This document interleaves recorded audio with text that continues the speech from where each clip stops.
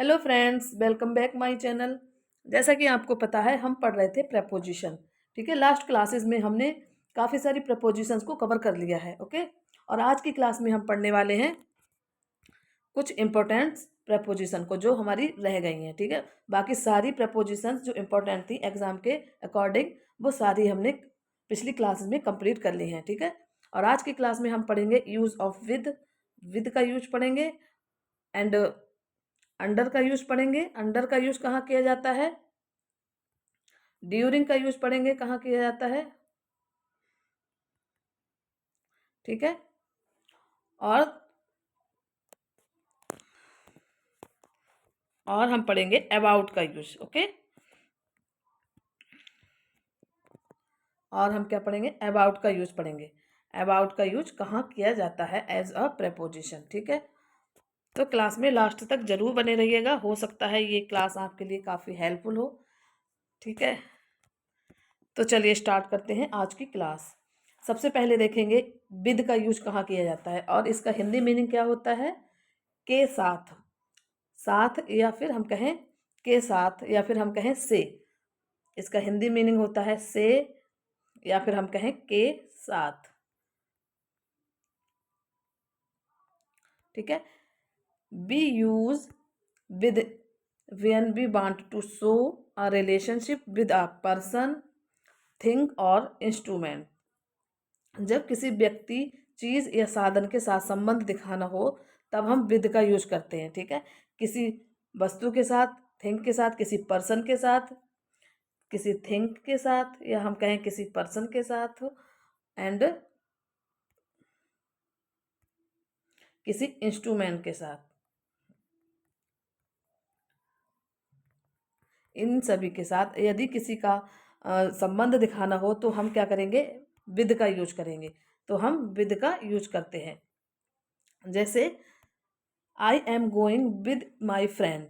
I am going with my friend, मैं अपने मित्र के साथ जा रहा हूँ। तो यहाँ पर हम विद का यूज किया गया है, और ये क्या है? ये प्रेपोजिशन है। ठीक है, और ये यहाँ पर इसका जो मीनिंग है क्या निकल रहा है? के साथ, मैं अपने मित्र के साथ जा रहा हूँ। के साथ, तो हम वहाँ पर यूज करते हैं विद का। ठीक है, विद का यूज करते हैं। ओके, दूसरा सेंटेंस देखेंगे, she cut the paper with a knife. वह पेपर को काट रही है, किससे? वह पेपर को काटती है, किससे काटती है? A knife. ठीक है, वह चाकू से पेपर को काटती है। तो यहाँ पर हम देखते हैं उसने किसकी सहायता से, किससे काटा? नाइफ से। तो यहाँ पर के साथ, हम कहें के साथ की बात की जाए कि नाइफ के साथ या नाइफ से, तो हम क्या करेंगे? यहाँ पर विद का यूज करेंगे। ठीक है, किसका यूज करेंगे? विद का। ओके, कट, यहाँ पर थोड़ा मिस्टेक, ये कट की जगह यहाँ कट आना चाहिए था सिंगुलर में। ठीक है, चलिए अब देखेंगे हम यूज ऑफ अबाउट। अबाउट का यूज कहाँ किया जाता है? यूज ऑफ अबाउट, अबाउट का यूज कहाँ किया जाता है? इसका हिंदी मीनिंग होता है के बारे में, किसी चीज के बारे में कोई इंफॉर्मेशन देना। ठीक है, के बारे में, के बारे में बताना, किसी चीज के बारे में बताना, वहाँ हम करते हैं किसका यूज? अबाउट का यूज करते हैं। ओके, वहाँ हम अबाउट का यूज करते हैं। About is use to talk a topic, person, thing और इंफॉर्मेशन।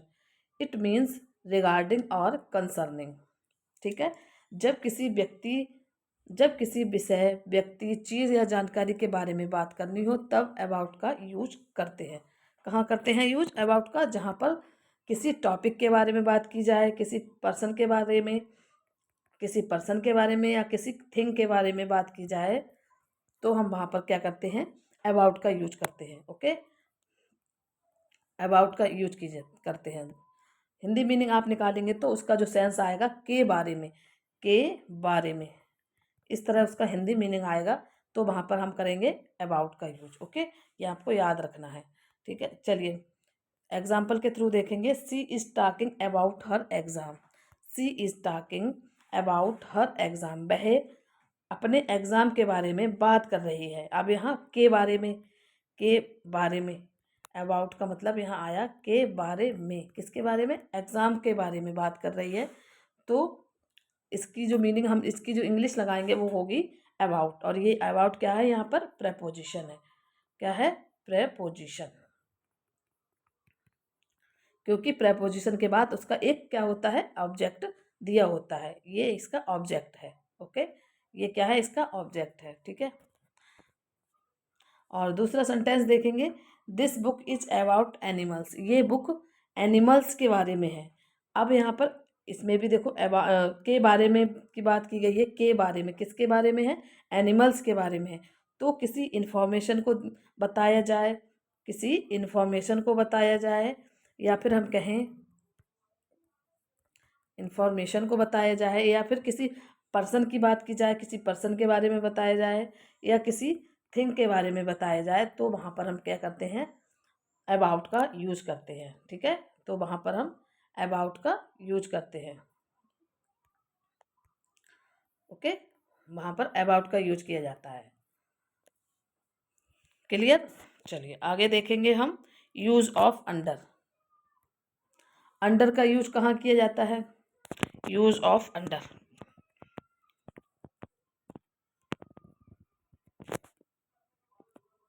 अंडर का यूज कहाँ करते हैं? Under is a preposition use to show below something. इसका हिंदी मीनिंग नीचे। ठीक है। या फिर हम कहें लेस देन, किसी चीज़ से कम। अंडर का यूज वहाँ किया जाता है जहाँ पर कोई भी वस्तु या कोई भी जो थिंग्स है किसी चीज़ के नीचे रखी हो। कहाँ रखी हो? बिलो। बिलो, या हम कहें नीचे रखी हो, तो हम वहाँ अंडर का यूज करते हैं। और दूसरा, किसी चीज़ के नीचे रखी हो तब हम अंडर का यूज करेंगे। और दूसरा हम कहाँ यूज करेंगे? जब कोई चीज़ किसी चीज़ की कम हो, कम होने की बात की जाए, या फिर हम कहें लेस देन। Less than. ठीक है। कम होने की बात की जाए तब भी हम अंडर का यूज करेंगे। और किसी चीज़ के नीचे रखी है कोई वस्तु तो तब भी हम अंडर का यूज करेंगे। और कहाँ पर यूज करते हैं? कंट्रोल या फिर अथॉरिटी, नियंत्रण या अधीन होने को दिखाने के लिए भी वहाँ पर हम क्या करते हैं? अंडर का यूज करते हैं। ठीक है। अंडर का यूज करते हैं जहाँ पर किसी के कंट्रोल में होने की बात की जाए, किसी अथॉरिटी में होने की बात की जाए, या फिर किसी के कंट्रोल में बात होने की बात की जाए, तो वहाँ भी हम क्या करते हैं? अंडर का यूज करते हैं। ओके, अंडर का यूज करेंगे। कहाँ कहाँ किया जाता है? नीचे। अंडर का यूज कहाँ कहाँ किया जाता है? नीचे। यदि किसी चीज़, कोई भी वस्तु किसी के नीचे रखी है वहाँ यूज करेंगे। और किसी चीज़ से कोई चीज़ कम है वहाँ भी अंडर का यूज करेंगे। और किसी के नियंत्रण की बात की जाए जहाँ, और किसी के नियंत्रण की बात की जाए तो वहाँ भी हम क्या करेंगे? अंडर का यूज करेंगे। इन तीनों चीज़ों को दिखाने के लिए अंडर का यूज किया जाता है। ठीक है। चलिए इनको एग्जाम्पल के थ्रू देखेंगे। जैसे हम कहें the bag is under the table. The bag is under the table. Bag table के नीचे है। ठीक है। यहाँ पर ये बैग, इसका मतलब क्या है? कि बैग टेबल के नीचे है। ओके, ठीक है। और दूसरा सेंटेंस देखेंगे, the bag cost under ₹500। The bag cost under ₹500। यहाँ पर बैग का कॉस्ट क्या है? 500 से कम है। तो यहाँ पर इसका मीनिंग, इसका क्या सेंस निकला? यहाँ पर कम के सेंस में अंडर का यूज किया जा रहा है। ठीक है, कि बैग की जो कीमत है 500 रुपये से कम है, तो यहाँ पर भी हम अंडर का यूज करेंगे। और तीसरा सेंटेंस देखेंगे, he works under his manager. He works under his manager. वह अपने मैनेजर के अधीन या नियंत्रण में कार्य करता है। ठीक है, अधीन कहें या हम कहें नियंत्रण में कार्य करता है। तो जहाँ नियंत्रण, नीचे की बात की जाए, कम की बात की जाए, नियंत्रण की बात की जाए, इन तीनों की बात की जाए, तो वहाँ पर हम क्या करते हैं? अंडर का यूज करते हैं। ओके, वहाँ हम अंडर का यूज करते हैं। चलिए आगे देखते हैं ड्यूरिंग का यूज। ड्यूरिंग का यूज कहाँ किया जाता है? ड्यूरिंग का हिंदी मीनिंग क्या होता है? दौरान। एक ड्यूरिंग का जो हिंदी मीनिंग क्या होता है? किसी कार्य के दौरान। ठीक है, वहाँ हम ड्यूरिंग का यूज करते हैं।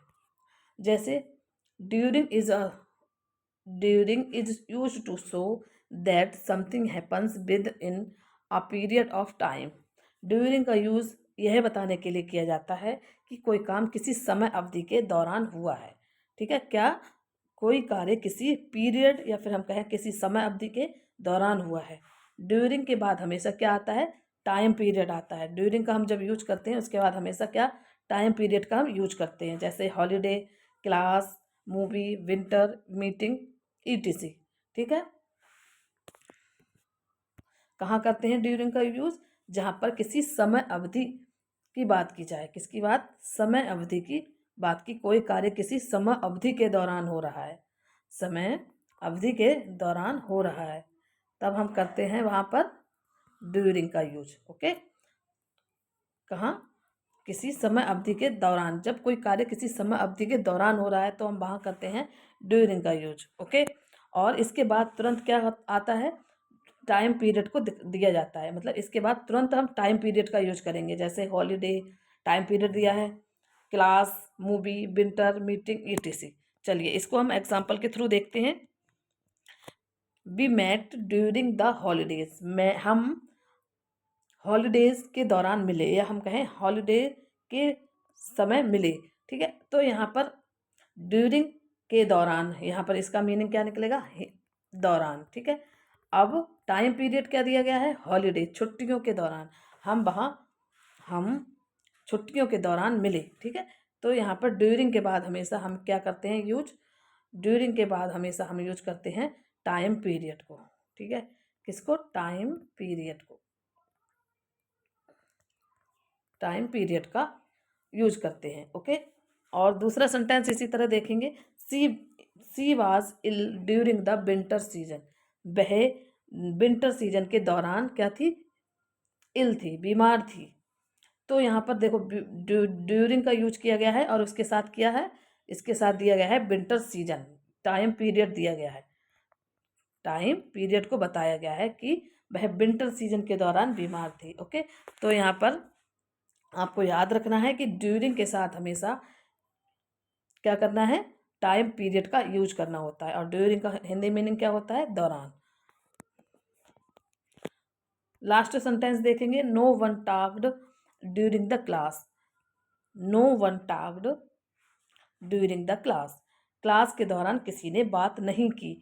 अब यहाँ भी देखो टाइम पीरियड दिया गया है ड्यूरिंग के साथ। ठीक है, क्लास के दौरान किसी ने बात नहीं की। इस तरह हम ड्यूरिंग का यूज करते हैं। ओके, ये थी आज की हमारी कुछ प्रेपोजिशंस। आज हमारा ये जो टॉपिक था प्रेपोजिशंस का वो कंप्लीट हो गया है, और कल की क्लास में हम इसको प्रैक्टिस करेंगे। Okay, thank you.